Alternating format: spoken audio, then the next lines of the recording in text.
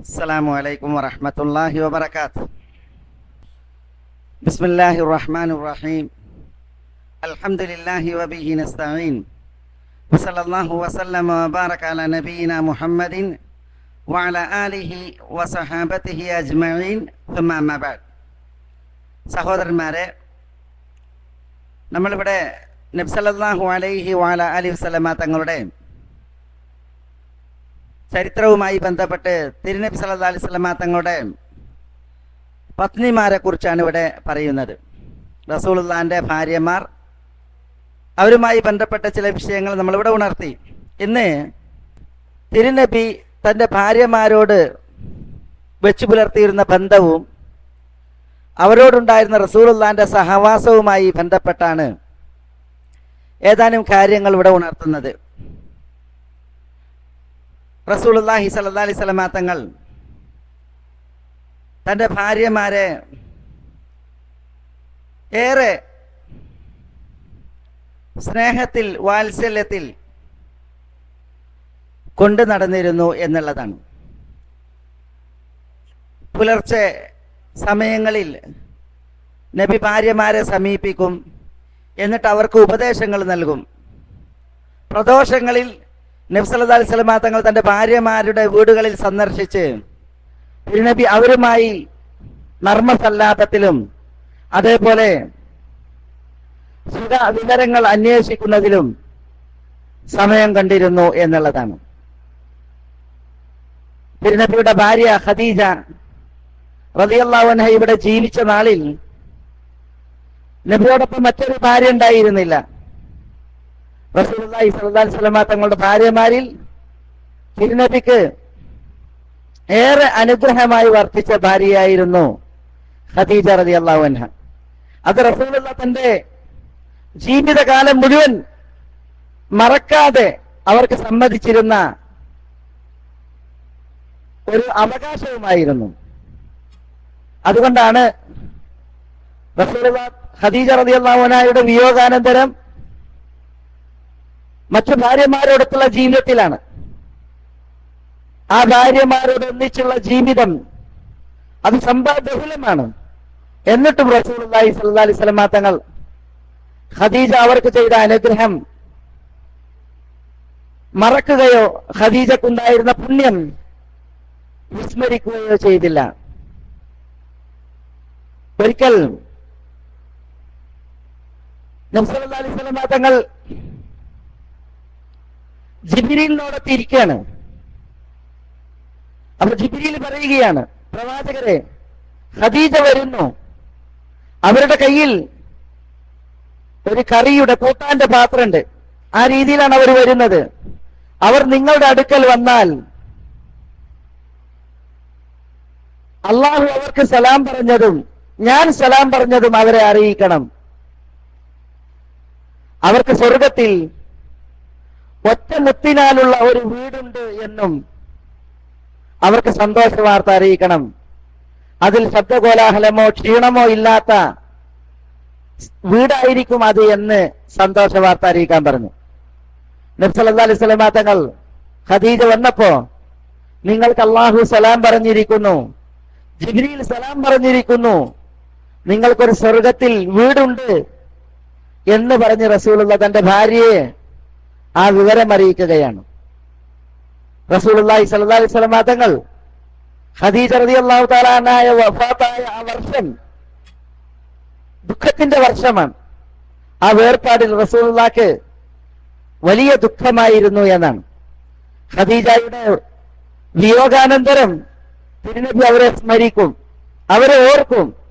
എന്നിട്ട് റസൂലുള്ളാഹി പറയും, കാനത് വകാനത് വകാന ലി മിൻഹ ഔലാദ്, എനിക്ക് കുട്ടികൾ പിറന്നത് ഖദീജയിലൂടെയാണ്. അവർ വലിയ വലിയ സ്ഥാനങ്ങളുള്ള മഹതിയായിരുന്നു, സ്വഭാവ ഗുണങ്ങളുള്ള മഹതിയായിരുന്നു എന്നാണ്.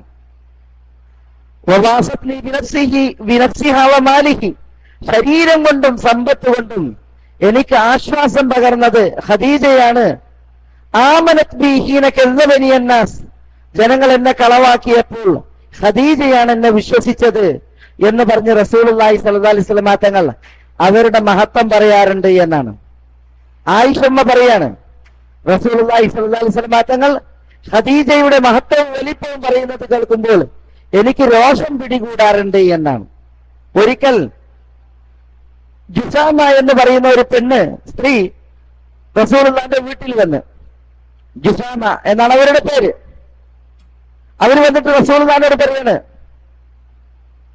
ജുസാമയാണ്, ഖദീജ റളിയല്ലാഹു അൻഹ വഫാത്തായി, റസൂലുള്ളാഹി സ്വല്ലല്ലാഹു അലൈഹി വസല്ലം തങ്ങൾ മദീനയിലേക്ക് ഹിജ്റ പോയി, പിന്നെയാണ് ഈ സംഭവം. അപ്പൊ ആയിഷ റളിയല്ലാഹു അൻഹയുടെ വീട്ടിലേക്കാണ് ജുസാമ വന്നത്. അപ്പൊ ഈ സ്ത്രീ വന്നപ്പോൾ റസൂലുള്ളാഹി അവരെ കൃത്യമായി സ്വീകരിച്ചു, അതിന് വൃത്തിയായിരുന്നു. അങ്ങനെ റസൂലുള്ളാഹി അവരെ സ്വീകരിച്ചിരുത്തി, എന്നിട്ട് അവർക്ക് ഭക്ഷണം കൊണ്ടുവന്ന് വെച്ച്, അത് മാംസഭക്ഷണമായിരുന്നു. അങ്ങനെ റസൂലുള്ളാഹി ആ സ്ത്രീയോട് കൂടുതൽ വിവരം തിരക്കാൻ തുടങ്ങി. ഈ മാംസത്തിൽ നിന്ന് റസൂലുള്ളാഹി പിച്ചിയെടുത്ത് ആ സ്ത്രീക്ക് വെച്ച് നീട്ടാണ്, അവരെ കഴിപ്പിക്കാണ്. റസൂലുള്ളാഹി സ്വല്ലല്ലാഹു അലൈഹി വസല്ലം തങ്ങൾ ഇത് ചെയ്യുന്നത് കണ്ടപ്പോൾ ആയിഷ റളിയല്ലാഹു തആല അൻഹയ്ക്ക് അത്ഭുതം, എന്താണ് നിങ്ങൾ ഇങ്ങനെ ഈ സ്ത്രീയോട് ചെയ്യുന്നത്? അപ്പൊ റസൂലുള്ളാഹി പറയാണ്, ഇത് ഖദീജയുടെ കൂട്ടുകാരിയാണ്, ഞാനും ഖദീജയും ഒത്തുള്ള ജീവിതകാലത്ത് ഇവർ ഞങ്ങളെ സന്ദർശിക്കാറുണ്ടായിരുന്നു. അപ്പൊ ഖദീജ റളിയല്ലാഹു അൻഹയോടുള്ള ആദരവ് റസൂലുള്ളാഹി അത് നിലനിർത്തുന്നതാണ് ഈ കാണുന്നത്. ജുസാമ എന്ന ആ മഹദിയുടെ പേര് റസൂലുള്ളാഹി മാറ്റി അവർക്ക് ഹസ്സാന എന്ന് പേരിട്ട്. ഹസ്സാന കാരണം ജുസാമ എന്ന പേരിന്റെ അർത്ഥം അത്ര ഭംഗിയുള്ളതല്ല, അതുകൊണ്ട് റസൂലുള്ളാഹി തിരുത്തി നിങ്ങൾ ഹസ്സാനയാണ് എന്ന് പറഞ്ഞ് അവരുടെ പേര് മാറ്റിയിട്ട് അവരെ സൽക്കരിച്ചു. ഇതൊക്കെ ചെയ്തത് തന്റെ ഭാര്യ ഖദീജ റളിയല്ലാഹു തആല അൻഹയോടുള്ള ആ നല്ല സ്മരണ നിലനിർത്തുന്നതിന്റെ മാർഗമായിട്ടാണ് എന്നാണ് നമ്മൾ ചരിത്രത്തിൽ വായിക്കുന്നത്. ഒരിക്കൽ ഹാല എന്ന മഹദി വന്ന് വാതിൽ മുട്ടി. അപ്പൊ റസൂലുള്ളാഹി ആയിഷയോടെ തിരിക്കാണ്. അപ്പൊ വാതിൽ തുറന്നു നോക്കുമ്പോ ഹാലയാണ്. അപ്പൊ ഖദീജ ആയിഷ റളിയല്ലാഹു തആല പ്രവാചകനോട് പറയുന്നത്, റസൂലേ ഹാലയാണ്. അപ്പൊ റസൂൽ എഴുന്നേറ്റ്, ഹാല ഉഖ്തു ഖദീജ, ഖദീജയുടെ സഹോദരി ഹാലയോ എന്ന് പറഞ്ഞ റസൂൽ അവരെ സ്വീകരിച്ചു. അപ്പോഴും ആയിഷ ഉമ്മക്ക് പ്രയാസം ഉണ്ടായി എന്നാണ്. ഇവിടെ നമ്മുടെ പ്രവാചകൻ സല്ലല്ലാഹു അലൈഹി വസല്ലം തങ്ങൾ തന്റെ ഇണകളോടൊത്തുള്ള ജീവിതത്തിൽ അതെങ്ങനെ ആയിരുന്നു എന്നതിന്റെ ചരിത്രമാണ്. അവരുടെ വിയോഗശേഷം പോലും റസൂലുള്ളാഹി അവരുടെ ആ നല്ല സ്മരണ അത് നിലനിർത്തിയിരുന്നു എന്നുള്ളതാണ്. ഇസ്ലാമിക ലോകത്തെ പണ്ഡിതന്മാർക്കിടയിൽ ഒരു സംസാരമുണ്ട്, ഖദീജ റളിയല്ലാഹു തആല അൻഹയാണോ അതിൽ ആയിഷ ഉമ്മയാണോ പ്രവാചക പത്നിമാരിൽ ഏറ്റവും ശ്രേഷ്ഠതയുള്ളത്? ഖദീജ ആദ്യമായി ഇസ്ലാം സ്വീകരിച്ച മഹദിയാണ്, അതിൽ ഇഷ്കാലില്ല. പക്ഷെ പ്രവാചക പത്നിമാർ എന്ന നിലക്ക് ആരാണ് കൂടുതൽ ശ്രേഷ്ഠതയുള്ളത്? ഖദീജയാണോ ആയിഷയാണോ? ഖദീജയുടെ മഹത്വം നമുക്ക് എല്ലാവർക്കും അറിയാം, ആയിഷയെ കുറിച്ച് നമുക്കറിയാം. റസൂലുള്ളാഹിയോട് ഒരിക്കൽ ചോദിച്ചു, മനുഷ്യരിൽ ഏറ്റവും കൂടുതൽ നിങ്ങൾക്ക് ഇഷ്ടമുള്ളത് ആരോടാണ്? നിങ്ങൾ ഇഷ്ടപ്പെടുന്നത് ആരെയാണ്? അപ്പൊ റസൂൽ പറഞ്ഞ ആയിഷയെ. പുരുഷന്മാരിൽ, സ്ത്രീകളിൽ വെച്ച് ആയിഷ എന്ന് പറഞ്ഞു, പുരുഷന്മാരിൽ അപ്പൊ അവരുടെ വാപ്പ അബൂബക്കറിനെ എന്ന് പറഞ്ഞു. അപ്പൊ ചില ഹദീസുകൾ നോക്കുമ്പോ ആയിഷമ്മന്റെ സ്ഥാനം മികച്ചു നിൽക്കുന്നത് കാണാം. എന്നാൽ പല ഹദീസുകൾ നോക്കുമ്പോൾ ഖദീജ റളിയല്ലാഹു അൻഹയുടെ സ്ഥാനം മികച്ചു നിൽക്കുന്നത് കാണാം. ആരാണ് കൂടുതൽ ശ്രേഷ്ഠവതി? പണ്ഡിതന്മാർ പറഞ്ഞതിൽ ഏറ്റവും നല്ല നിലപാട് ശൈഖുൽ ഇസ്ലാം ഇബ്നു തൈമിയ പറഞ്ഞാണ്. ഇബ്നു തൈമിയ റഹ്മത്തുള്ളാഹി അലൈഹി പറഞ്ഞത്, ഇസ്ലാമിന്റെ തുടക്ക നാളുകൾ, പ്രവാചകന്റെ പ്രവാചകത്വ കാലഘട്ടത്തിന്റെ തുടക്ക നാളുകൾ, അത് ആ പരിഗണനയിൽ ഖദീജയാണ് ഏറ്റവും ശ്രേഷ്ഠവതി. എന്തുകൊണ്ട്? ആദ്യമായി ഇസ്ലാമിലേക്ക് വന്നു. റസൂലുള്ളാഹി സ്വല്ലല്ലാഹു അലൈഹി വസല്ലം തങ്ങൾ പ്രബോധനം നടത്തിയിരുന്ന കാലഘട്ടത്തിൽ റസൂലുള്ളാഹിനെ ശാരീരികമായി സാമ്പത്തികമായി സഹായിച്ചു. റസൂലുള്ളാഹി സ്വല്ലല്ലാഹു അലൈഹി വസല്ലം തങ്ങൾക്ക് ഏറെ ആശ്വാസം പകർന്നു. ആ ഒരു പുണ്യം റസൂലുള്ളാഹിന്റെ ഭാര്യമാരിൽ ഒരാൾക്കുമില്ല, അത് ഖദീജക്ക് മാത്രമാണ്. അപ്പൊ ആ ഒരു പ്രത്യേകതയിൽ ഖദീജക്ക് വലിയ സ്ഥാനമുണ്ട്. എന്നാൽ പ്രവാചക കാലഘട്ടത്തിന്റെ ഒടുക്കം, അന്ന് ഖദീജ ജീവിച്ചിരിപ്പില്ല, ഖദീജ റളിയല്ലാഹു തആല അൻഹ വഫാത്തായി. പിന്നെ റസൂലുള്ളാഹിന്റെ ഇതര പത്നിമാരാണ്. റസൂലുള്ളാഹി സ്വല്ലല്ലാഹു അലൈഹി വസല്ലം തങ്ങളുടെ വിജ്ഞാനങ്ങൾ സ്വീകരിക്കുക, അത് പിൻതലമുറക്ക് പകർന്നു നൽകുക. റസൂലുള്ളാഹി സ്വല്ലല്ലാഹി അലൈഹി വസല്ലം തങ്ങളുടെ ഹദീസുകളും തിരുചര്യകളും ലോകത്ത് പറഞ്ഞു കൊടുക്കുക. മുസ്ലിം സമൂഹത്തിന് ഇസ്ലാമിനെ പകർന്നു കൊടുക്കുക. ആ പരിഗണനയിൽ സ്ഥാനം ആയിഷ റളിയല്ലാഹു തആല അൻഹയാണ്. കാരണം റസൂലുള്ളാഹി സ്വല്ലല്ലാഹി അലൈഹി വസല്ലം തങ്ങളുടെ ചര്യകളെ പഠിച്ച് പ്രാവർത്തികമാക്കി അത് പകരുന്നതിൽ ആയിഷ ഉമ്മയോളം നിപുണയായ ഒരു മഹദി വേറെയില്ല. അപ്പൊ ആ പരിഗണന വെച്ച് നുബുവത്തിന്റെ ഒടുക്കവും ഇസ്ലാമിക ജീവിതം പ്രവാചകരുടേത് അതിന്റെ അവസാന ഭാഗവും നോക്കുമ്പോൾ സ്ഥാനം ആയിഷ റളിയല്ലാഹു തആല അൻഹയാണ്. ഇതാണ് പണ്ഡിതന്മാർ ആ വിഷയത്തിൽ എടുത്തിട്ടുള്ള നിലപാട്. ആയിഷമ്മയുടെ മഹത്വം കാരണത്താലാണ് പിൽക്കാലത്ത് മുസ്ലിമീങ്ങൾ രണ്ട് ചേരിയായി ഇറാഖിൽ സംഘടിച്ചപ്പോൾ ആയിഷമ്മയെ സുബൈറും തൽഹയും അങ്ങോട്ട് നയിക്കുന്നത്. എന്തിന്? ആയിഷമ്മ പറഞ്ഞാൽ അവർ യുദ്ധം ചെയ്യാതെ മാറിപ്പോകും, പിരിഞ്ഞു പോകും, അവർ സന്ധിയിലാകുമെന്നത് കാരണത്താലാണ്. പക്ഷെ അത് പ്രതിവിപ്ലവകാരികൾ ഇസ്ലാമിന്റെ ശത്രുക്കളെ ഒരു ആയുധമാക്കി മാറ്റുന്ന വേറെ കാര്യം. പക്ഷെ എങ്കിലും ആയിഷ ഉമ്മ എന്തിനാണ് മദീനയിൽ നിന്ന് അല്ലെങ്കിൽ മക്കയിൽ നിന്ന് ഇറാഖിലേക്ക് പോയത്? ആയിഷ ഉമ്മ പറഞ്ഞാൽ ആയിഷ ഉമ്മയുടെ മക്കളായ മുസ്ലിം സമൂഹത്തിലെ മെമ്പർമാർ ആയുധത്തിൽ 2 ലക്ഷമായിട്ട് നിൽക്കുകയാണ്. അവര് ആയിഷമ്മയെ കേട്ട് അവർ ഒന്നിക്കുമെന്നതിനാലാണ്. പറഞ്ഞു വരുന്നത് ആയിഷ റളിയല്ലാഹു തആല അൻഹയ്ക്കുള്ള സ്ഥാനവും മഹത്വവുമാണ് ഇസ്ലാമിന്റെ അവസാന കാലഘട്ടത്തെ പരിഗണിച്ചാൽ. റസൂലുള്ളാഹി സ്വല്ലല്ലാഹി അലൈഹി വസല്ലം തങ്ങൾ അവിടുത്തെ ഭാര്യമാരോട് പെരുമാറിയിരുന്നതിന്റെ ചില ഉദാഹരണങ്ങളാണ് ഇവിടെ നമ്മൾ പറഞ്ഞു വരുന്നത്. തിരുനബിയുടെ ഭാര്യ സൗദ ബിൻത് സമ്മയുമായി ബന്ധപ്പെട്ട ചരിത്രമുണ്ട്. റസൂലുള്ളാഹി സ്വല്ലല്ലാഹി അലൈഹി വസല്ലം തങ്ങൾ ഒരിക്കൽ രാത്രി നിസ്കരിക്കാൻ വേണ്ടിയിട്ട് കൈയെത്തി. രാത്രി നിസ്കാരം, റസൂലുള്ളാഹിന്റെ രാത്രി നിസ്കാരം എന്താ? അത് ദീർഘനേരം ഖുർആൻ ഓതി, ദീർഘനേരം സുജൂദ് ചെയ്ത്, ദീർഘനേരം റുക്കൂ ചെയ്തൊക്കെയുള്ള നിസ്കാരമാണ്. അപ്പൊ ആ നിസ്കാരം റസൂലുള്ളാഹി നിർവഹിക്കുമ്പോഴാണ് സൗദ റളിയല്ലാഹു തആല എന്നിട്ട് റസൂലുള്ളാഹിന്റെ പിന്നിൽ നിസ്കരിക്കാൻ നിന്നത്. അങ്ങനെ റസൂലുള്ളാഹിന്റെ റുക്കൂ നീണ്ടുപോയി. സൗദയാകട്ടെ നമുക്കറിയാം അവരുടെ വയസ്സ് എത്ര? 60 വയസ്സാകുമ്പോഴാണ് റസൂലുള്ളാഹി അവരെ കല്യാണം കഴിക്കുന്നത്. അതും ഹിജ്റന്റെ മുമ്പ്. അപ്പൊ 60 വയസ്സ് പിന്നിട്ട മഹദിയാണ്, വാർദ്ധക്യത്തിലാണ്. അവർ റസൂലുള്ളാഹിന്റെ കൂടെ നിസ്കരിക്കാൻ നിന്ന് റസൂലുള്ളാഹി റുക്കൂ നീണ്ടുപോയി. സൗദ റളിയല്ലാഹു തആല അവര് വാർദ്ധക്യത്തിലാണ്, മാത്രമല്ല അവര് ശാരീരികമായി തടിച്ച സ്ത്രീയാണ്.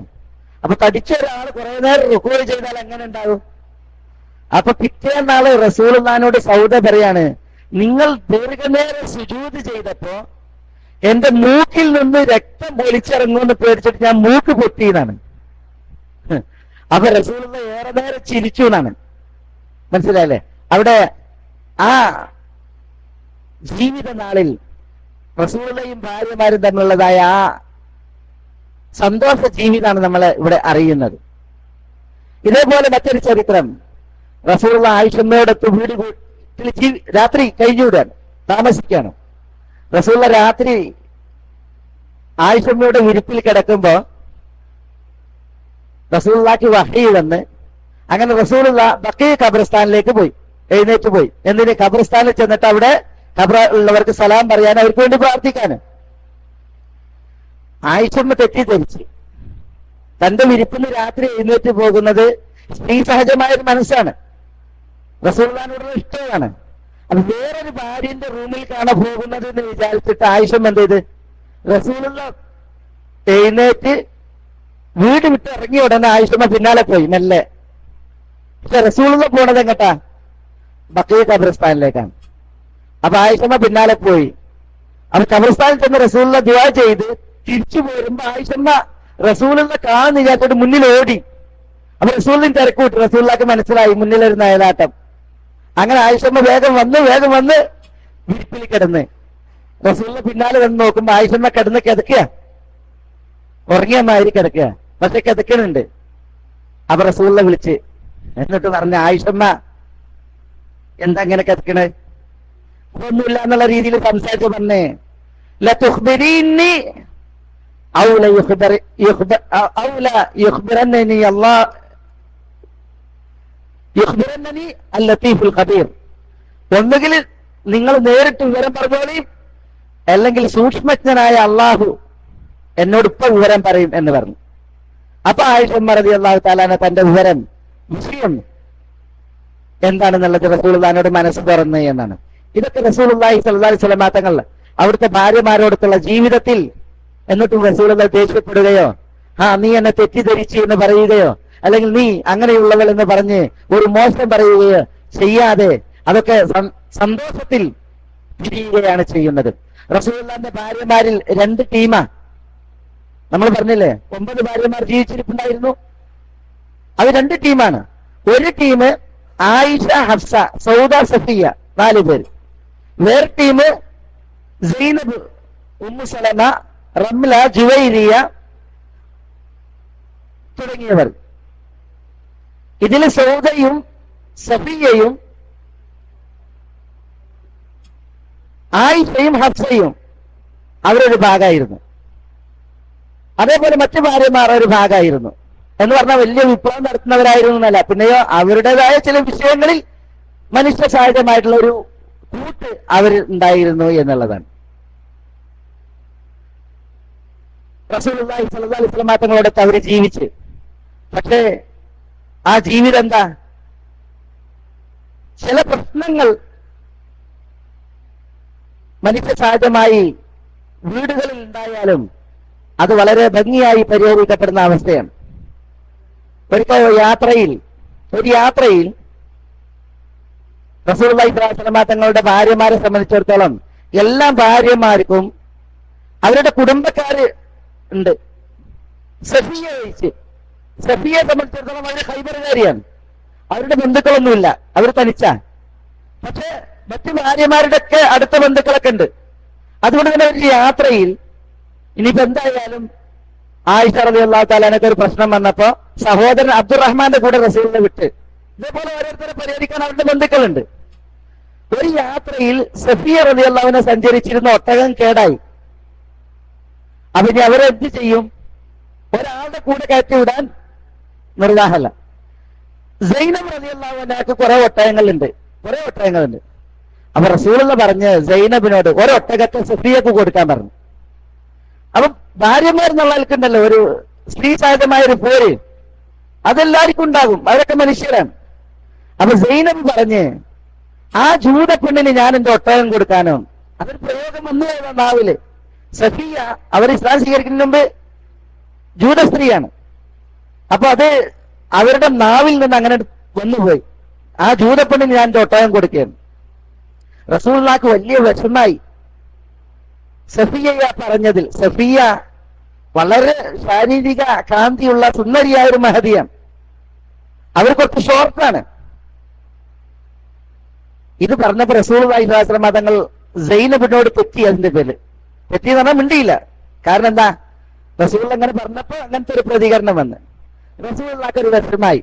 എങ്ങനെ ആ വിഷമം റസൂലുള്ളാഹിന്റെ ഭാര്യമാര് തീർത്ത് എങ്ങനെ തീർത്തത്? സഫിയ റസൂലുള്ളാഹിനോട് വീട് കൂടേണ്ട ദിവസം, രാത്രി റസൂലുള്ളാഹിനോട് താമസിക്കേണ്ട ദിവസം ഭാര്യമാരൊത്ത്. അങ്ങനെ സഫിയ റസൂലുള്ളാഹി തന്റെ അറയിൽ കാത്തിരിക്കുമ്പോ, സഫിയ ചോർത്താണ്, കുറച്ച് തടിയുണ്ട്, മെലിഞ്ഞ നീണ്ടൊരു സ്ത്രീയാ വരുന്നത്. മൂടുപടക്കെട്ടല്ലേ അവർ വരുന്നത്, അതുകൊണ്ട് മോൻ കണ്ടിട്ട് ആരാന്ന് അറിയില്ല വരുമ്പോ തന്നെ. അപ്പൊ റസൂലിനെ അങ്ങനെ നോക്കുക, മുഖം തുറന്നു നോക്കുമ്പോ ആരാ? മൂടുപടം നീക്കിയപ്പോ അത് ആയിഷയാണ്. അപ്പൊ റസൂൽ അത്ഭുതപ്പെട്ട, ആയിഷ സഫിയല്ലേ വരേണ്ടത്, സഫിയന്റെ ദിവസല്ലേ? അപ്പോ ആയിഷ റസൂലുള്ളാഹിനോട് പറഞ്ഞ് ദാലിക ഫദ്ലുല്ലാഹ് യുഅ്തിഹി മൻ യശാ, ഇത് അള്ളാന്റെ ഔദാര്യ, അത് അള്ളാഹു അവന് ഉദ്ദേശിക്കുന്നവർക്ക് നൽകും എന്ന് പറഞ്ഞപ്പോ റസൂലുള്ളാഹി സ്വല്ലല്ലാഹു അലൈഹി വസല്ലം തങ്ങൾ ചിരിച്ചു എന്നാണ്. കാരണം റസൂലുള്ളാഹിനെ സന്തോഷിപ്പിക്കാൻ വേണ്ടിയിട്ട് സഫിയ തന്റെ രാവ് ആയിഷമ്മക്ക് ഒഴിഞ്ഞു കൊടുത്താണ്. നിങ്ങൾ റസൂലുള്ളാഹിനെ എന്ത് ചെയ്യണം? സമാധാനിപ്പിക്കണം, പ്രീതിപ്പിക്കണം എന്ന് പറഞ്ഞു. ഞാൻ പറഞ്ഞു വരുന്നത്, നബി സല്ലല്ലാഹു അലൈഹി വഅലാ ആലിഹി വസല്ലമ തങ്ങൾ തന്റെ ഇണകളോടൊത്ത് കഴിഞ്ഞുകൂടിയ നാളുകളിൽ അവിടുത്തെ ജീവിതത്തിന്റെ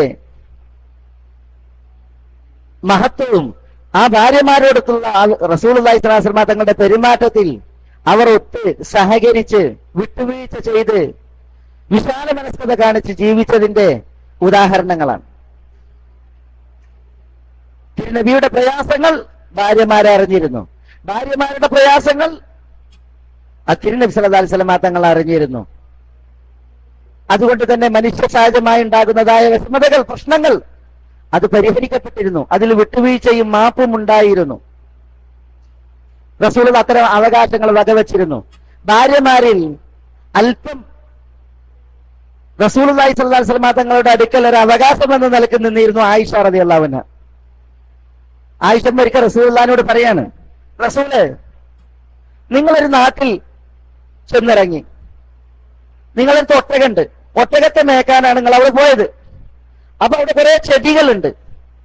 ആ ചെടികളിൽ പലതും മേഞ്ഞ്, ഒട്ടകങ്ങൾ മേഞ്ഞ ചെടികളാണ്. കുറെ ചെടികളുണ്ട്, അത് ഒട്ടകങ്ങൾ മേഞ്ഞിട്ടില്ല, നല്ല ചെടികളാണ്. ആ നാട്ടിൽ നിങ്ങൾ പോയാല് നിങ്ങൾ ഒട്ടകത്തെ നിങ്ങൾ ഏത് ചെടിയിലാ കൊണ്ടുപോയിട്ട് മേയ്ക്കാം? ആയിഷമ്മ ചോദിക്കാം റസൂലിനോട്. കുറെ ഒട്ടകങ്ങൾ തിന്ന് ഇട്ട ചെടികളുണ്ട്, ഒട്ടകങ്ങൾ തൊടാത്ത ചെടികളുണ്ട്. നിങ്ങളുടെ ഒട്ടകത്തെ നിങ്ങളെ എവിടെ കൊണ്ടുപോയിട്ടാ മേയ്ക്കാന്ന് വെച്ച്. അപ്പോ റസൂലുള്ളാഹിക്ക് മനസ്സിലായി ചോദ്യം എന്തിനാണെന്നുള്ളത്. റസൂൽ പറഞ്ഞു, ഞാൻ ഒട്ടകങ്ങൾ മേയാത്ത ചെടികളിലാണ് എന്റെ ഒട്ടകത്തെ മേയ്ക്കാന്ന് പറഞ്ഞു. അപ്പൊ ആയിഷമ്മ പറയാണ്, നിങ്ങളുടെ എല്ലാ ഭാര്യമാരും വിധവകളാണ്, ഞാൻ മാത്രമാണ് കന്യക, ഒരൊട്ടകം ഇവിടെ മേഞ്ഞിട്ടില്ല എന്ന് പറഞ്ഞ് റസൂലുള്ളാഹി സ്വല്ലല്ലാഹു അലൈഹി വസല്ലം തങ്ങളോട് ആയിഷമ്മ സംസാരിക്കുക. അതെന്തിനാ? ഇത് റസൂലുള്ളാഹി സ്വല്ലല്ലാഹു അലൈഹി വസല്ലം തങ്ങളോടുള്ള ഹുബ്ബാണ്, ഇഷ്ടാണ്. തിരുനബി സല്ലല്ലാഹു അലൈഹി വസല്ലം തങ്ങളോടുള്ള ആ അടുപ്പം അറിയിക്കുകയാണ്. ഒരിക്കൽ റസൂലുള്ള ഭാര്യമാരോടൊക്കെ ഒന്നിച്ചിരുന്ന് അവരുമായിട്ട് സംസാരിക്കും, അവരെ ഉപദേശിക്കും. ഒരിക്കൽ ആയിഷമ്മ അല്പം ഒരു സ്വാർത്ഥതയിൽ റസൂലുള്ളാഹിനോട് പറയാണ്, റസൂൽ ഒറ്റക്കായപ്പോ നിങ്ങൾ എനിക്കൊരു ദിർഹം തരണം, നാണയം. എന്നിട്ട് നിങ്ങൾ ഭാര്യമാരോട് ഒന്നിച്ചിരിക്കുമ്പോ നിങ്ങൾ നാളെ പറയണം, എനിക്ക് ഏറ്റവും ഇഷ്ടമുള്ള ഭാര്യക്ക് ഞാനൊരു ദിർഹം കൊടുത്തിട്ടുണ്ട്. അപ്പൊ ഞാൻ ആ ദിർഹം ഇങ്ങനെ എടുത്ത് കാണിക്കുമ്പോ മറ്റുള്ളവർക്കിടയിൽ എനിക്കൊരു സ്ഥാനാകും അത് എന്ന് പറഞ്ഞു. റസൂലിനെ സമ്മതിച്ച് ഒരിക്കലും പറഞ്ഞില്ല റസൂലുള്ള. കാരണം അതൊരു മനഃശാസ്ത്രമാണ്, അതൊരു ഭാര്യയുടെ അവകാശമാണ്, അത് അംഗീകരിക്കണം. പക്ഷെ റസൂൽ എന്താ ചെയ്തത്? ആയിഷമ്മക്ക് ദിർഹം കൊടുത്ത്, ആയിഷമ്മ അറിയാതെ എല്ലാ ഭാര്യമാർക്കും ചെന്നിട്ട് ഓരോ ദിർഹം കൊടുത്ത്, എല്ലാവർക്കും കൊടുത്ത്. എന്നിട്ട് പിറ്റേന്നാൾ എല്ലാവരും ഒരുമിച്ച് കൂടിയപ്പോ റസൂലുള്ളാഹി സ്വല്ലല്ലാഹു അലൈഹി വസല്ലം തങ്ങൾ ആയിഷമ്മ പറഞ്ഞതുപോലെ പറഞ്ഞ്, ഞാൻ ഏറ്റവും ഇഷ്ടപ്പെടുന്നവൾക്ക് ഞാനൊരു ദിർഹം കൊടുത്തിട്ടുണ്ട്. അപ്പൊ ആയിഷമ്മ തന്റെ ദിർഹത്ത് നീട്ടി, അപ്പൊ മറ്റു ഭാര്യമാര് അവരുടെ ദിർഹം എടുത്ത് നീട്ടി.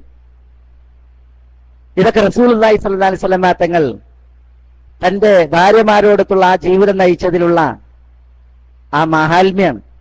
ഭാര്യമാരുടെ മനസ്സിൽ ഒരു വികാരം ഉണ്ടാകും, അത് ഭർത്താവ് അറിയണം. അവർക്കൊക്കെ മനുഷ്യർ എന്നുള്ള നിലയ്ക്ക് ചില പ്രത്യേകതകളും സവിശേഷതകളും ഉണ്ട്, അത് ഒരു ഭർത്താവ് അറിയണം. അതനുസരിച്ചുള്ള നിലപാടുകൾ ഉണ്ടാകണം എന്നുള്ളതാണ് പഠിപ്പിക്കുന്നത്. നബി സല്ലല്ലാഹു അലൈഹി വസല്ലം തങ്ങളുടെ ഭാര്യമാരിൽ ആയിഷ റളിയല്ലാഹു തആല അൻഹ തിരുനബിയുടേതായി ഉദ്ധരിക്കുന്ന ഒരു സംഭവമുണ്ട്. അതെന്താ? അത് നമ്മളൊക്കെ മനസ്സിലാക്കേണ്ട പ്രധാനപ്പെട്ട ഒരു സംഭവം. ആയിഷമ്മ പറയാണ്, റസൂലുള്ളാഹിന്റെ കുടുംബത്തിൽ ഒരാൾക്ക് ദീനമോ പ്രയാസമോ ഉണ്ടായാൽ റസൂലുള്ള അവരെ റുഖിയ നടത്താറുണ്ട്, മന്ത്രിക്കാറുണ്ട്. റസൂലുള്ള ദീനത്തിൽ കടന്നപ്പോൾ, രോഗത്തിൽ കടന്നപ്പോൾ ഞാൻ റസൂലുള്ളാഹിക്ക് മന്ത്രിച്ചു എന്നാണ്. എങ്ങനെ? തിരുനബി സല്ലല്ലാഹു അലൈഹി വസല്ലം തങ്ങൾ വഫാത്താകുന്ന ദിവസം റസൂലുള്ള തീർത്തും അവശനാണ്, ശാരീരികമായി പ്രയാസത്തിലാണ്. അപ്പൊ ആയിഷമ്മ പറയാണ്, റസൂലുള്ളാഹിന്റെ കൈ പോലും പൊന്തണില്ല. അപ്പൊ ആയിഷമ്മ പറയാണ്, കുടുംബത്തിൽ ഒരാൾക്ക് ദീനമുണ്ടായാൽ റസൂലുള്ള അവരെ മന്ത്രിക്കാറുണ്ടായിരുന്നു. റസൂലുള്ള ദീനത്തിൽ കിടന്നപ്പോ ഞാൻ റസൂലുള്ളാഹിക്ക് മന്ത്രിച്ചു. എന്നിട്ട് റസൂലുള്ളാഹിന്റെ കയ്യിൽ ഞാൻ ഊതിയിട്ട് റസൂലുള്ളാഹിന്റെ കൈ കൊണ്ട് ഞാൻ റസൂലുള്ളാഹിന്റെ ശരീരത്തിൽ തടവി. എന്റെ കൈയിനാൽ കാൽ ബർക്കത്തുള്ള കൈ റസൂലുള്ളാഹി സ്വല്ലല്ലാഹി അലൈഹി വസല്ലം തങ്ങളുടെ കൈയാണല്ലോ, അതുകൊണ്ടാണ് ഞാൻ ആ കയ്യിൽ ഊതിയിട്ട് റസൂലുള്ളാഹിന്റെ ശരീരത്തിൽ തടവിയത് എന്നാണ് ആയിഷ റളിയല്ലാഹു തആല അൻഹ പറയുന്നത്. ഇതെന്താ?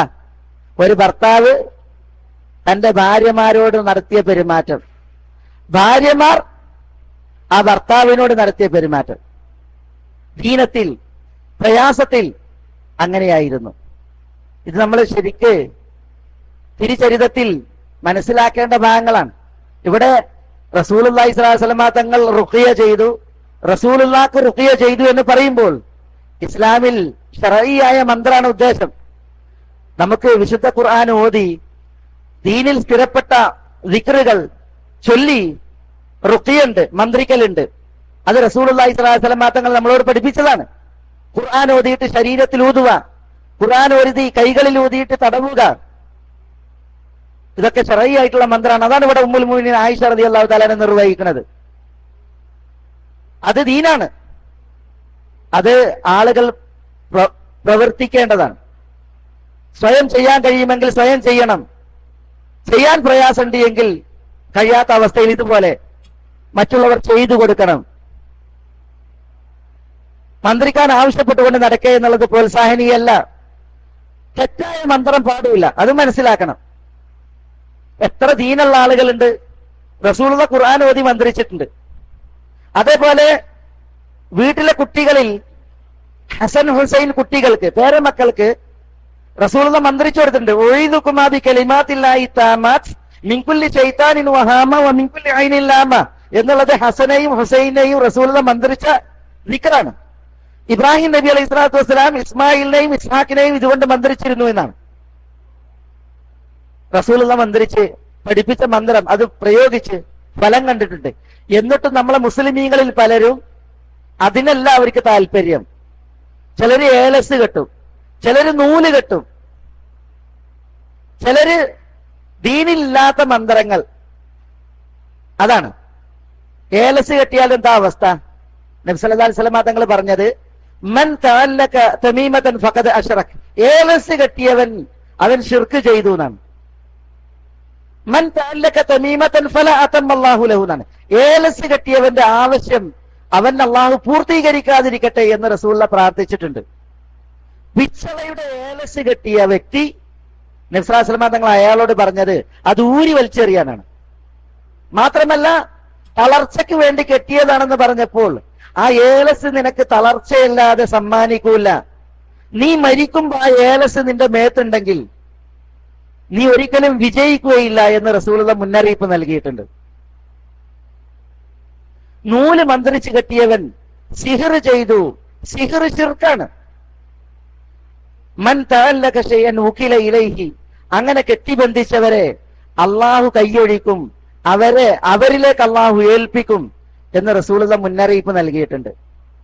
ഇതൊക്കെ ഉണ്ടായിട്ടും മുസ്ലിമീങ്ങളിൽ പലരുടെയും ശരീരത്തിൽ കാണാൻ അങ്ങനെ കണ്ടൻസർ ഘടിപ്പിച്ച മാതിരി ഏലസ്, ചിലരുടേത് അരയില്, ചിലരുടേത് കയ്യില്, ചിലര് കഴുത്തില്, ചിലര് പെരന്റെ മൂന്തായത്തുമ്മ, ചിലരുത് വാതിൽപ്പടിയില്, ചിലര് അടുപ്പില് കുഴിച്ചിടും, ചിലര് പെരന്റെ 4 കോണിലും കുഴിച്ചിടും. എന്തൊരു ദുരന്താണിത്! ദീൻ പറഞ്ഞതും ഫലവത്തായതും മുസ്ലിമീങ്ങൾ വർദ്ധിച്ചു, എന്നിട്ട് ദീൻ വെറുത്തതും പാടില്ലെന്ന് പറഞ്ഞതും ശത്രു പടച്ചതും മുസ്ലിമീങ്ങൾ സ്ഥാപിച്ചു. അള്ളാഹു എല്ലാവർക്കും ഹിദായത്ത് നൽകുമാറാവട്ടെ. ഉമ്മുൽ മുഅ്മിനീൻ ആയിഷ പറയാണ്, റസൂലുള്ളാഹി സ്വല്ലല്ലാഹി അലൈഹി വസല്ലം തങ്ങൾ ദീനത്തിൽ കിടന്ന് തിരുനബിയുടെ വിയോഗ ദിവസം എന്റെ വീട്ടിൽ, എന്റെ അറയിൽ, എന്റെ കട്ടിലിൽ, എന്റെ മടിയിൽ, മാറിൽ തലവെച്ച റസൂലുള്ള കിടക്കുന്നത്. മരണാസന്നനായ തിരുദൂതർക്ക് വേദനയുണ്ട്. അപ്പൊ ഞാന് റസൂലുള്ളാഹിക്ക് മുഅവ്വിദാത്തുകൾ ഓതി മന്ത്രിച്ചു. മുഅവ്വിദാത്ത് എന്ന് പറഞ്ഞാൽ ഏതാ? ഖുൽ അഊദു ബിറബ്ബിൽ ഫലക്, ഖുൽ അഊദു ബിറബ്ബിൻ നാസ് സൂറകൾ ഓതിയിട്ട് റസൂലുള്ളാഹിക്ക് ഞാൻ മന്ത്രിക്കുക. എങ്ങനെ? റസൂലുള്ളാഹിന്റെ കയ്യിൽ ഊതിയിട്ട് ഞാൻ റസൂലുള്ളാഹിന്റെ കൈ കൊണ്ട് റസൂലുള്ളാഹിന്റെ ശരീരത്തിൽ തടവിനാണ്. കാരണം റസൂലുള്ളാഹിക്ക് സ്വന്തം അത് നിർവഹിക്കാൻ കഴിയണില്ല. അതുകൊണ്ട് ഭാര്യ ആയിഷ റളിയല്ലാഹു തആല അത് ചെയ്തു കൊടുക്കുക. അതാണ് ഫലപ്രദം. അത് നമ്മളൊക്കെ നിർവഹിക്കേണ്ടതാണ്. സ്വയം കഴിയുന്നവർ സ്വയം ചെയ്യണം. മറ്റൊരാളോടൊന്ന് മന്ത്രിച്ചേരി തന്നെ നടക്കാൻ പാടില്ല. അത് നിരുത്സാഹപ്പെടുത്തപ്പെട്ടതാണ്. കഴിയാത്ത കുട്ടികൾ, ദീനത്തിൽ കടക്കുന്നവർ, അവർക്ക് കഴിയുന്നവർ അത് ചെയ്തു കൊടുക്കണം. അതൊരു മുസൽമാന്റെ ബാധ്യതയാണ്. മുസ്ലിമിന് ചെയ്യേണ്ട ഹക്കാണ്. അതിന് ബില്ലും അതിന് പൈസയും അങ്ങനെ കുറെ ആളുകളുണ്ട്. മന്ത്രിച്ച് കാശ് വാങ്ങാൻ നടക്കുക. അതേപോലെ മന്ത്രിക്കാൻ പ്രത്യേക കേന്ദ്രം അതൊന്നുമില്ല. അതൊന്നും പൂർവികരിൽ നിന്ന് വന്നതുമല്ല. പിന്നെ അതൊക്കെ അതിന്റെ അവസരത്തിനനുസരിച്ച് മുസ്ലിമീങ്ങൾ അങ്ങോട്ടും ഇങ്ങോട്ടും ചെയ്യേണ്ടതായ കാര്യങ്ങളാണ്. നമ്മുടെ വിഷയം സഹോദരന്മാരെ, റസൂലുള്ളാഹി സല്ലല്ലാഹു അലൈഹി വഅല ആലിഹി വസല്ലമ തങ്ങൾ അവിടുത്തെ ഭാര്യമാരോടൊത്തുള്ള തിരുദൂതരുടെ ജീവിതം, തിരുനബിയുടെ പത്നിമാരെ കുറിച്ചാണ് നമ്മൾ ഇവിടെ പറയുന്നത്. റസൂലുള്ളാഹി സല്ലല്ലാഹു അലൈഹി വസല്ലമ തങ്ങൾ അവിടുത്തെ ഭാര്യമാരോടൊത്തുള്ള ജീവിതത്തിൽ റസൂലുള്ളാഹി സ്വല്ലല്ലാഹി അലൈഹി വസല്ലമ തങ്ങൾ കാഴ്ചവെച്ച ഉത്തമമായ മാതൃകകൾ, തിരുദൂതരോട് ആ ഭാര്യമാർ സമീപിച്ച നല്ല സമീപനങ്ങൾ. അതുകൊണ്ട് തന്നെ എന്താ റസൂലുള്ളാഹി പറഞ്ഞതെന്നറിയാം നിങ്ങൾ? അർബഅത്തുൻ യുഅതൗന അജ്റഹും മറത്തൈൻ, 4 കൂട്ടർക്ക് 2 തവണ പ്രതിഫലം നൽകപ്പെടുന്നതാണ്. 4 കൂട്ടർക്ക് 2 തവണ പ്രതിഫലം നൽകപ്പെടും എന്ന് ജീവിതത്തിൽ കളവ് പറയാത്ത നമ്മുടെ പ്രവാചകൻ സല്ലല്ലാഹു അലൈഹി വസല്ലം തങ്ങൾ പറഞ്ഞു. ആരാ 2 തവണ കൂലി നൽകപ്പെടുന്ന 4 കൂട്ടർ? അതിൽ ആദ്യം റസൂലുള്ളാഹി പറഞ്ഞത് നബി സല്ലല്ലാഹു അലൈഹി വസല്ലം തങ്ങളുടെ ഭാര്യമാരാണ്. തിരുദൂതരുടെ ഭാര്യമാർക്ക് 2 തവണ അള്ളാഹു കൂലി നൽകും എന്നാണ് ആദ്യത്തെ അവരാ പറഞ്ഞത്. പിന്നെ റസൂലുള്ളാഹി സ്വല്ലല്ലാഹി അലൈഹി വസല്ലം തങ്ങൾ പറഞ്ഞത് മൻ അസ്ലമ മിൻ അഹ്ലിൽ കിതാബ്, വേദക്കാരിൽ നിന്ന് ഇസ്ലാം സ്വീകരിച്ചവർക്കാണ്.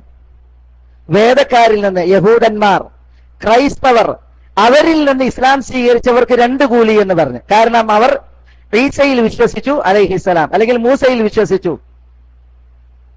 നബി സല്ലല്ലാഹു അലൈഹി വസല്ലം തങ്ങളിൽ വിശ്വസിച്ചു. 2 കൂലിയാണ്. പിന്നെ റസൂലുള്ളാഹി പറഞ്ഞത് ഒരാളുടെ വീട്ടിൽ ഒരു ഭൃത്യയുണ്ട്, ഒരു അടിമപ്പെണ്ണ്. ആ അടിമപ്പെണ്ണിനെ ഒരാൾ സ്വതന്ത്രനാക്കി അവൾക്കൊരു ജീവിതം നൽകിയാൽ, എന്താ ജീവിതം നൽകൽ? അവളെ കല്യാണം കഴിച്ചാൽ, അടിമനായി കാണാതെ ആ അടിമക്ക് സ്വാതന്ത്ര്യം നൽകുക, എന്നിട്ട് അവളെ ജീവിത സഖിയാക്കി സ്വീകരിച്ചാൽ 2 കൂലിണ്ട് ആ സയ്യിദിന് എന്നാണ് റസൂലുള്ളാഹി സ്വല്ലല്ലാഹു അലൈഹി വസല്ലം തങ്ങൾ പറഞ്ഞത്. ഇതൊക്കെ മുഹമ്മദ് നബിയുടെ അധ്യാപനങ്ങളിലേക്കാണ്. ഇതൊക്കെ റസൂലുള്ളാഹി സ്വല്ലല്ലാഹു അലൈഹി വസല്ലം തങ്ങളുടെ ചര്യകളുടെ പ്രത്യേകത. വീട്ടിലൊരു ബാല്യക്കാരത്തിന്റെ ഒരു അടിമപ്പെണ്ണ്, ആ അടിമപ്പെണ്ണിനെ അടിമപ്പെണ്ണായിട്ട് നിലനിർത്താം. പക്ഷെ അതല്ല, തിരുനബി പറയാണ് അവളെ മോചിപ്പിക്കുക, എന്നിട്ട് അവളെ വിവാഹം കഴിക്കുക, എന്നിട്ടൊരു ഭാര്യയായി പരിഗണിച്ച് ഭാര്യന്റെ അവകാശം നൽകുക, എങ്കിൽ 2 പ്രതിഫലം എന്ന് റസൂലുള്ളാഹി സ്വല്ലല്ലാഹു അലൈഹി വസല്ലം തങ്ങൾ പറയാം. അതേപോലെ ഒരു അടിമ, അയാൾ അള്ളാഹുവിന്റെ അടിമയാണ്, അള്ളാഹുവിന്റെ അവകാശം അയാൾ നിർവഹിക്കുന്നു, തന്റെ യജമാനന്റെ അവകാശവും അയാൾ നിർവഹിക്കുന്നു, ചതിയില്ല, പടച്ചവനോടുള്ള പെരുമാറ്റത്തിലും പടപ്പുകളോടുള്ള പെരുമാറ്റത്തിലും, എങ്കിൽ അയാൾക്ക് 2 പ്രതിഫലമുണ്ട് എന്നാണ് റസൂലുള്ളാഹി സ്വല്ലല്ലാഹു അലൈഹി വസല്ലം തങ്ങൾ പറഞ്ഞിട്ടുള്ളത്. അപ്പൊ ഇവിടെ റസൂലുള്ളാഹി സ്വല്ലല്ലാഹു അലൈഹി വസല്ലം തങ്ങളുടെ ഭാര്യമാർ, പത്നിമാർ, അവർ 2 പ്രതിഫലം നൽകി ആദരിക്കപ്പെടുന്നവരാണ് അള്ളാഹുവിങ്കൽ. എന്തുകൊണ്ട്? അവർക്കുള്ള മഹനീയമായ സ്ഥാനവും അവർക്കുള്ള ഉത്കൃഷ്ട പദവിയുമാണത് എന്ന് നമ്മൾ മനസ്സിലാക്കേണ്ടതുണ്ട്. റസൂലുള്ളാഹി സ്വല്ലല്ലാഹു അലൈഹി വസല്ലം തങ്ങളുടെ ഭാര്യമാർ, അവരിൽ വിശിഷ്യ ഉമ്മുൽ മുഅ്മിനീൻ ആയിഷ റളിയല്ലാഹു തആല അൻഹയും ഉമ്മുൽ മുഅ്മിനീൻ ഹഫ്സ റളിയല്ലാഹു തആല അൻഹയും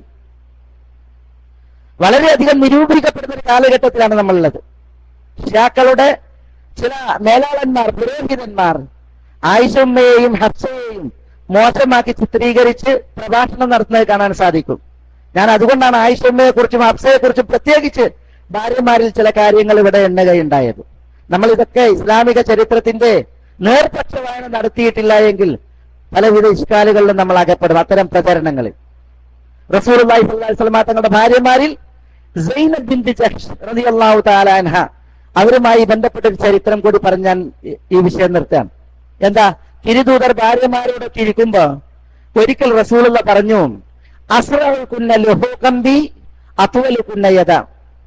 ഭാര്യമാരെല്ലാരും ഉണ്ട്. ആ വേദിയിൽ പറയാണ്, ഞാൻ മരിച്ചാൽ ആദ്യമായി എന്റെ അടുക്കൽ നിങ്ങളിൽ നിന്ന് വന്നെത്തുന്ന സ്ത്രീ, മരണം വരിച്ച് എന്റെ അടുക്കൽ എത്തുന്ന സ്ത്രീ നിങ്ങളിൽ കൈ നീളം കൂടിയവരായിരിക്കും എന്ന് റസൂലുള്ളാഹി പറഞ്ഞു. ഇത് കേട്ടപ്പോ റസൂലുള്ളാഹിന്റെ അടുക്കലേക്ക് മരിച്ചിട്ട് ആദ്യം എത്തല്ലേ, അതെല്ലാവരും അവരുടെ കയ്യിന്റെ നീളം അളന്നതാണ്. അപ്പൊ ഭാര്യമാരിൽ പലർക്കും കയ്യിന് താരതമ്യേന നീളം കൂടിയവരുണ്ട്.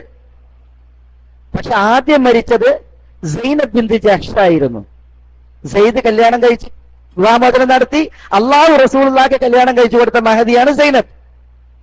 ആകാശത്തിൽ വെച്ച കല്യാണം അള്ളാഹു എന്നാണ് നടത്തിയ കല്യാണം. അത് അവര് പറയാറുണ്ട്, നിങ്ങളൊക്കെ നിങ്ങളെ കുടുംബക്കാരാണ് റസൂലുള്ളാഹിക്ക് കല്യാണം കഴിച്ചു കൊടുത്തത്, എന്നെ അള്ളാഹു ആണ് ആകാശത്തിനുപരിയിൽ വെച്ച് റസൂലുള്ളാഹിക്ക് കല്യാണം കഴിച്ചു കൊടുത്തത് എന്ന് സൈനബ് റസൂലുള്ളാഹിന്റെ ഇതര ഭാര്യമാരോട് പറയാറുണ്ട്. അപ്പൊ ഈ സൈനബാണ് ആദ്യം മരിച്ചത്. അപ്പൊ അവരുടെ കയ്യിൽ ഭാര്യമാരുടെ കൂട്ടത്തിൽ നോക്കുമ്പോ കൈ നീളം കൂടിയതല്ല. പക്ഷെ റസൂലുള്ള പറഞ്ഞത് എന്താ? കയ്യിന്റെ നീളമല്ല, പിന്നെയോ ദാനധർമ്മവും ഔദാര്യശീലവുമാണ്. സൈനബ് ബിൻത് ജഹ്ഷ് റസൂലുള്ളാഹിന്റെ പത്നിമാരിൽ എല്ലാവരും ദാനശീലരാണ്. പക്ഷെ അവരിൽ ഏറ്റവും ദാനം ചെയ്യുന്ന, സാധുക്കളെ സംരക്ഷിക്കുന്ന മഹദിയായിരുന്നു എന്നുള്ളതാണ്. ഉമ്മുൽ മസാക്കീൻ റസൂലുള്ളാഹിന്റെ ഭാര്യമാരിൽ 2 പേരുണ്ട്. ഒന്ന് സൈനബ് ബിൻത് ഖുസൈമ, റസൂലുള്ളാഹിന്റെ ജീവിത നാളിൽ മരിച്ച മഹദി. രണ്ടാമത്തേത് സൈനബ് ബിൻത് ജഹ്ഷ്. 2 ഉമ്മുൽ മസാക്കീൻ സാധുക്കളുടെ മാതാക്കളാണ്, ഉമ്മഹാത്തുൽ മുഅ്മിനീങ്ങളിൽ. അവരിലൊന്ന് നമ്മുടെ ഇപ്പോഴത്തെ സംസാര വിഷയമായ സൈനബ് ബിൻത് ജഹ്ഷ് ആണ്. അവരുടെ ഔദാര്യവും അവരുടെ ദാനശീലവുമാണ് ഇവിടെ റസൂലിനെ പ്രത്യേകം ഉണർത്തുന്നത്. തിരുദൂതരുടെ ഭാര്യമാരുമായി ബന്ധപ്പെട്ട ഏതാനും വിഷയങ്ങളാണ് ഇവിടെ ഉണർത്തിയത്. നാളത്തെ സംസാരത്തിൽ ഇൻഷാ അല്ലാഹ് അല്ലെങ്കിൽ തുടർന്നുള്ള ക്ലാസ്സിൽ നമ്മൾ റസൂലുള്ളാഹിന്റെ പിതൃ സഹോദരന്മാർ, എളാപ്പ മൂത്താപ്പന്മാർ, പിന്നെ റസൂലുള്ളാഹിന്റെ അമ്മായിമാർ, അതുമായി ബന്ധപ്പെട്ട വിഷയമാണ് തുടർത്തി സംസാരിക്കുക. അള്ളാഹു നമ്മളെ എല്ലാവരെയും എല്ലാവിധ നന്മകൾക്കും സഹായിക്കുമാറാവട്ടെ. അള്ളാഹുവിന്റെ തൗഫീഖേക്ക് അള്ളാഹു നമ്മളെ എല്ലാവരെയും തുണക്കുമാറാവട്ടെ. അള്ളാഹുവിന് വഴിപ്പെട്ട് ജീവിക്കുവാനുള്ള ഐരാരോഗ്യം അള്ളാഹു നമുക്ക് എല്ലാവർക്കും ഏറ്റി നൽകുമാറാവട്ടെ. അസ്സലാമു അലൈക്കും വറഹ്മത്തുള്ളാഹി.